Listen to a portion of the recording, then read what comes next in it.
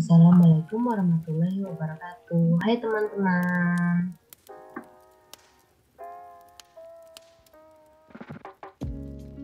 Kembali lagi bersama saya Reski Citra Rahmadani dengan NPM A1D02104.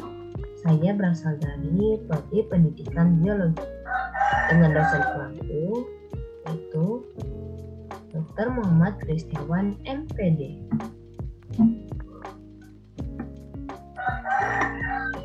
Pada video kali ini kita akan membahas tentang manajemen peningkatan mutu berbasis sekolah. Materi yang akan dibahas pada video kali ini meliputi materi latar belakang MPMBS, tujuan MPMBS, konsep MPMBS, karakteristik MPMBS, dan yang terakhir yaitu tahap-tahap pelaksanaan MPMBS. Pertama, latar belakang MPMBS. Salah satu permasalahan pendidikan yang dihadapi oleh bangsa Indonesia adalah rendahnya mutu pendidikan pada setiap jenjang dan satuan pendidikan, khususnya pendidikan dasar dan menengah. MPMBS adalah alternatif baru pengelolaan pendidikan model manajemen yang memberikan otonomi yang lebih besar kepada sekolah, memberikan fleksibilitas atau kebebasan kepada sekolah, dan mendorong partisipasi secara langsung warga untuk meningkatkan mutu sekolah berdasarkan kebijakan pendidikan nasional serta peraturan perundang-undangan yang berlaku. Kemudian ada 3 faktor yang menyebabkan peningkatan mutu pendidikan tidak merata. Faktor yang pertama yaitu kebijakan dan penyelenggaraan pendidikan nasional menggunakan pendekatan education function atau input-output analisis yang tidak dilaksanakan secara konsekuen. Faktor yang kedua yaitu penyelenggaraan pendidikan nasional dilakukan secara birokratik sentralistik dan menempatkan sekolah sebagai penyelenggaraan pendidikan sangat tergantung pada keputusan birokrasi yang mempunyai jalur panjang dan kebijakan yang dikeluarkan tidak sesuai dengan kondisi sekolah setempat. Dan faktor yang ketiga yaitu peran serta warga sekolah dalam penyelenggaraan pendidikan selama ini sangat minim. Partisipasi guru dalam pengambilan keputusan sering diabaikan. Padahal terjadi atau tidaknya perubahan di sekolah sangat tergantung pada guru. Kedua, kita akan membahas tentang tujuan MPMBS. Penerapan pengelolaan pendidikan dengan model MPMBS bertujuan untuk meningkatkan efisiensi, mutu, dan pemerataan pendidikan. Peningkatan efisiensi diperoleh dari keleluasaan yang diberikan untuk mengelola sumber daya, partisipasi masyarakat, dan penyederhanaan birokrasi. Upaya yang perlu dilaksanakan dalam MPMBS yaitu upaya yang pertama, mengendalikan proses yang berlangsung di sekolah, baik kurikuler maupun administratif. Upaya yang kedua, yaitu melibatkan proses diagnosa dan proses tindakan untuk menindaklanjuti diagnosa. Dan upaya yang ketiga yaitu memerlukan partisipasi semua pihak, kepala sekolah, guru, staf dan administrasi sekolah, orang tua siswa, dan pakar. Yang ketiga, kita akan membahas tentang konsep MPMBS. MPMBS dapat didefinisikan sebagai model manajemen yang memberikan otonomi lebih besar kepada sekolah, memberikan fleksibilitas atau kebebasan lebih besar kepada sekolah untuk mengelola sumber daya sekolah, dan mendorong sekolah meningkatkan partisipasi warga, sekolah, dan masyarakat untuk memenuhi kebutuhan mutu sekolah atau mencapai tujuan mutu sekolah dalam kerangka pendidikan nasional. Rumus MPMBS itu otonomi sekolah ditambah fleksibilitas ditambah partisipasi untuk mencapai sasaran mutu sekolah.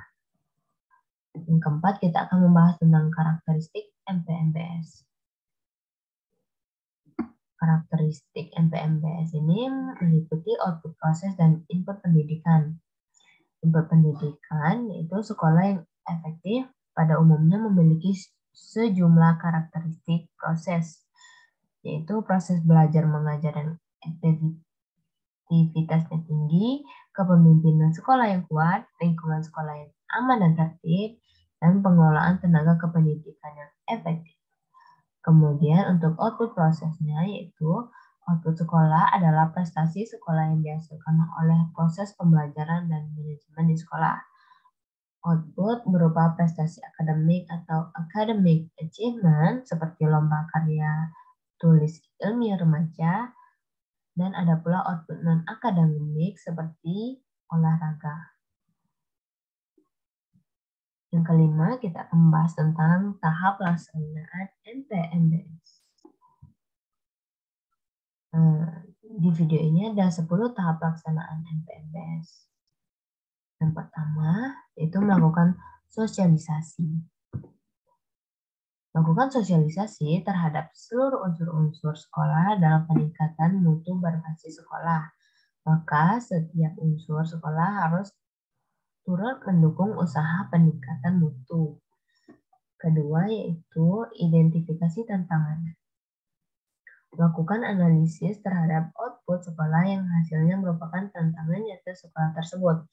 Kategori tantangan meliputi kualitas, tantangan efektivitas, tantangan produktivitas, dan tantangan efisiensi.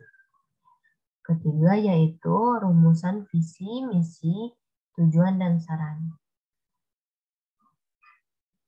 Setiap sekolah harus memiliki visi, misi, tujuan, dan sasaran yang akan dicapai dengan jelas. Sasaran sesuatu yang akan dihasilkan oleh sekolah dalam jangka waktu singkat dibandingkan dengan tujuan sekolah. Yang keempat yaitu identifikasi fungsi. Fungsi-fungsi yang perlu diidentifikasi adalah proses belajar mengajar seperti ketenagaan, kesiswaan, kurikulum, perencanaan instruksional, sarana dan prasarana, hubungan sekolah dan masyarakat. Kelima yaitu analisis SWOT. Maksud dilakukan analisis SWOT adalah untuk mengenali tingkat kesiapan setiap fungsi dan keseluruhan fungsi sekolah yang diperlukan untuk mencapai sasaran yang telah ditetapkan. Untuk fungsi baik faktor internal maupun faktor eksternal. Yang keenam yaitu alternatif persoalan.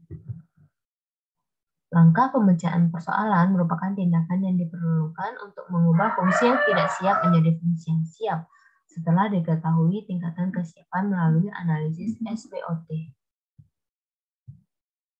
Yang ketujuh yaitu menyusun program.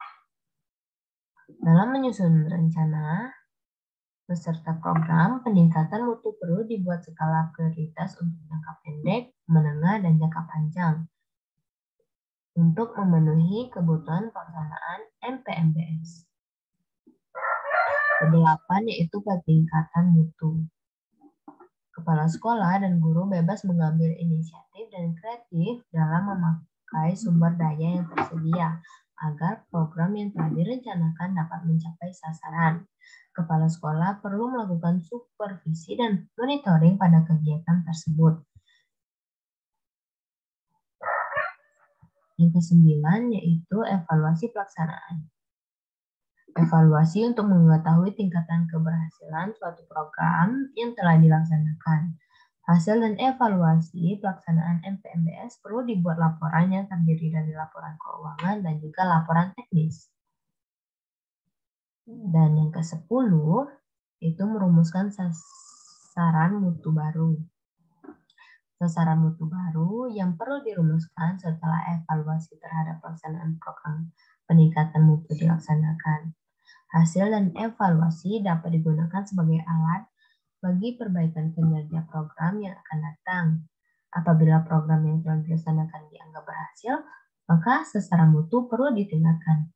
Namun, apabila program tersebut dianggap kurang berhasil, maka perlu dilakukan perbaikan terhadap strategi dan mekanisme pelaksanaan kegiatan. Nah, itulah tadi pembahasan kita pada video kali ini.